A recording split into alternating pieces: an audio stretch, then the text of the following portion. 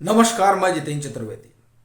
दारू घोटाले में आम आदमी पार्टी की सरकार फंसी हुई है और जो तमाम चीजें निकल कर आ रही हैं उससे लगता है कि ज्यादा दिन दूर नहीं जब उसके अगुआ तक जांच की आंच पहुंच जाएगी। लेकिन इन सब के बाद भी आम आदमी पार्टी 2023 में जो तीन चार राज्य हैं उन्हें लेकर बहुत गंभीर है। वैसे तो 6 राज्यों में अब चुनाव होने, 3 में हो चुके हैं, लेकिन उन 6 में कर्नाटक हो गया, राजस्थान हो गया, मध्य प्रदेश हो गया, छत्तीसगढ़ हो गया। इसे लेकर बहुत जोर शोर से तैयारी में आम आदमी पार्टी लगी हुई है। राजस्थान में तो उन्होंने बाकायदे यात्रा वात्रा भी निकाली है, संभवतः आज उनका बड़ा भारी कार्यक्रम भी है।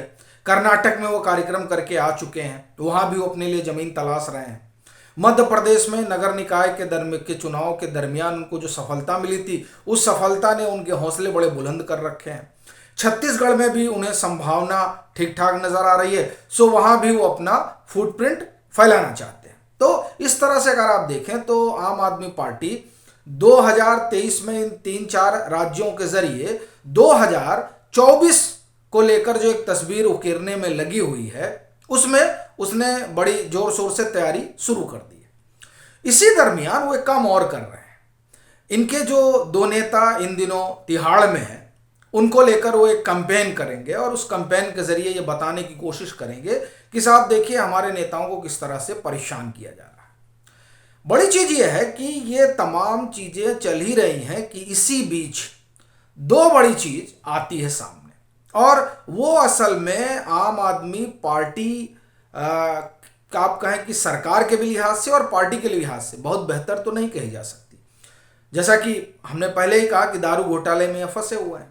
सीबीआई और ईडी जो है उसकी जांच पड़ताल कर रही है। ईडी ने जो मनी ट्रेल वगैरह करने में लगी हुई है और दूसरा जो फंडिंग वगैरह वो देख रही है, उसके जरिए उनको संभवतः कई ऐसी चीजें मिल रही हैं जिसके कारण चर्चा ये चल रही है कि उसमें अब एनआईए की भी एंट्री हो सकती है, और ये खूब चर्चा है राजनीतिक गलियारों में। और अब इसका भी कारण है कि एनआईए क्यों आ रही है। अभी आप देखिए कि जो ईडी ने अपनी जांच पड़ताल की इस दारू घोटाले को लेकर, उसमें उन्होंने पाया कि चुनाव के लिए पैसे गए, गोवा गए और पंजाब गए। पंजाब में जिस तरह के हालात पैदा हो रहे हैं वो दरअसल कान तो खड़े ही कर रहे हैं। और वो इसलिए भी चूंकि जब ये पता चल रहा है कि साहब ये दारू घोटाला जो हुआ उसमें फंडिंग जो हुई, फंडिंग का उसका एक हिस्सा जो है वो उन चुनावों के लिए भी गया। और इसी से आप एक चीज और देखिए कि दरअसल जो तमाम तरह की फंडिंग होती है इस तरह की एक्टिविटी के लिए, इस तरह की मतलब जैसा पंजाब में आप कहें कि जो खालिस्तान वाला मसला खड़ा हो गया है, तो इस तरह का जो एंटी एलिमेंट है, तो यहाँ भी फंडिंग में कहीं ना कहीं ड्रग्स वाला एक एंगल आ जाता है। तो ये तमाम चीज़ें तो है ही है, तो इसलिए भी संभवतः एनआईए को लेकर एनआईए को लगा होगा कि नहीं, यहाँ चीज़ें जो है कुछ गंभीर दिखाई दे रही हैं। और फिर ईडी की जो अपनी छानबीन है उसमें जो कुछ उनको मिला हो, तो एक उनके भी जो दस्तावेज हैं उनको जो भी मिले होंगे सुराग, उससे एक अलग तरीके का संदेह और सुबह तो पैदा हुआ ही होगा। तो इसीलिए शायद एनआईए की चर्चा भी खूब है। लेकिन ये अकेला मामला नहीं है जहां एनआईए आने जा रही है और जो आम आदमी पार्टी की सरकार से जुड़ा हुआ है। एक दूसरा मामला भी है जो आम आदमी पार्टी की सरकार से जुड़ा हुआ है। अच्छा, और उसमें दिलचस्प बात यह है कि ये जहां एनआईए के आने की चर्चा हो रही है, वह भी विभाग मनीष सिसोदिया से जुड़ा हुआ, आबकारी। और जिस दूसरे मामले की बात करने जा रहे हैं वहां भी मनीष सिसोदिया। ये फीडबैक यूनिट को लेकर आपने सुना होगा कि यहां भी सीबीआई जो है जांच पड़ताल कर रही है, और उसे इस बात के आप एक तरह से कहें कि साक्ष्य मिले कि जासूसी कराई जा रही है नेताओं की, अधिकारियों की, किसी की बात सुनी जा रही है, या आप कहीं कि उनको फॉलो किया जा रहा है। और यहाँ अपना फॉलो का किया जा रहा है का मतलब यह है कि वो ट्विटर वाला फॉलो नहीं है, बाजाबते रेकी की जाती है, निगाह रखी जा रही है, उनकी गतिविधियों पर पैनी नजर बनाए रखी जा रही है। इस तरह की तमाम चीजें हो रही हैं। ऐसा सीबीआई को लगता है कि ये जो फीडबैक यूनिट है इसके जरिए ये सब हो रहा है। सो यहां भी मनीष सिसोदिया जो है कटघरे में खड़े हैं और सीबीआई के पास इसकी भी जांच है। दारू घोटाला वाला तो ईडी और सीबीआई दोनों कर रहे हैं, चूंकि वहां मसला मनी लॉन्ड्रिंग का भी आ जाता है। अच्छा, और फिर मनी लॉन्ड्रिंग के जरिए जब मनी लॉन्ड्रिंग आता है तो जाहिर तौर पर और तमाम चीजें उसमें जुड़ जाती हैं, शायद इसीलिए वहां एनआईए आ रही है। लेकिन यहां पर तो कांग्रेस ने चिट्ठी लिख कर दी है। संदीप दीक्षित, किरण वालिया, ये बड़े नेता हैं दिल्ली के, इन लोगों ने एलजी को पत्र लिखा है कि ये जो फीडबैक यूनिट वाला मसला है इसमें आप जो है इसमें एनआईए को भी शामिल करिए, चूंकि ये मसला बहुत गंभीर है। तो एलजी ने वो पत्र जो उनका फॉरवर्ड कर दिया है सचिव को।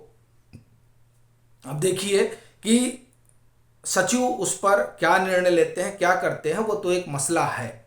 लेकिन बड़ी चीज ये है कि एनआईए के आने के बाद किस तरह की परिस्थितियां आम आदमी पार्टी की बनेंगी। चूंकि देखिए, आम आदमी पार्टी तो सिर्फ 23 के ये जो चुनाव है उनको इस नजरिए से नहीं देख रही कि हमें 23 ही लड़ना है, वो तो उनको इस नजरिए से भी देख रही है कि 24 में वो अपने लिए एक अलग तरह की संभावना तलाश पाएगी। और फिर ये भी कि उसको ये लगता है कि भले हमें घेरा जा रहा हो, और वो तो बाकायदे विक्टिम कार्ड खेल ही रहे हैं कि साहब हम शिक्षा में काम कर रहे हैं, हम स्वास्थ्य में काम कर रहे हैं, इसलिए हमको परेशान किया जा रहा है। लेकिन बड़ी चीज़ यह है कि जिस ईमानदारी की लहर पर ये आए, उस ईमानदारी की लहर तो अब सवालों के घेरे में है कि साहब आप तो सबको भ्रष्टाचार बता रहे थे। अभी आप देखिए कि शुरुआती दिनों में अरविंद केजरीवाल जब इंडिया अगेंस्ट करप्शन के जरिए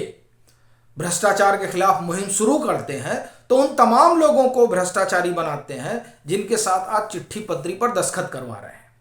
तो ये जो आप ये कहें कि एक दोहरा चरित्र आप कहेंगे निकल कर आ रहा है, वो जाहिर तौर पर आम आदमी पार्टी को परेशान तो कर ही रहा है।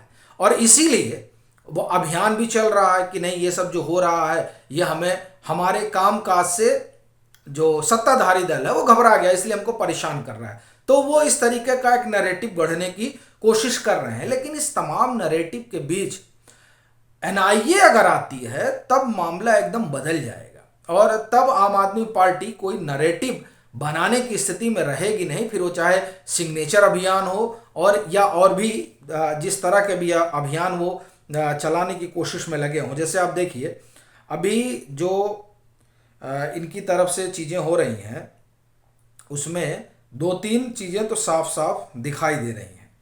और अब जैसे आप देखें कि ये जो इनका अपना मामला है, एक तो आप launch campaigns against arrest of Sisodia and Jain, और दूसरा जो इन लोगों की अपनी योजना है, आप plan signature drive on arrest to send them to PM Narendra Modi. मतलब एक ये लोग कैंपेन चलाएंगे, सिग्नेचर कैंपेन, और फिर उसके बाद में जो है पीएम के पास भेजेंगे। तो इस तरह से ये अपने लिए एक ज़मीन तो बनाने की कवायद में लगे हुए हैं। लेकिन एनआईए के आने के बाद जिस तरह की चर्चा है वो ऐसा लगता है कि फिर आम आदमी पार्टी किसी तरह का नैरेटिव गढ़ने की स्थिति में तो नहीं रह जाएगी। आप इस बारे में क्या सोचते हैं ज़रूर साझा कीजिए। अगर मतांतर से नहीं जुड़े हैं तो ज़रूर जुड़िए, वीडियो को लाइक कीजिए, शेयर कीजिए और अपने सुझाव ज़रूर साझा कीजिए।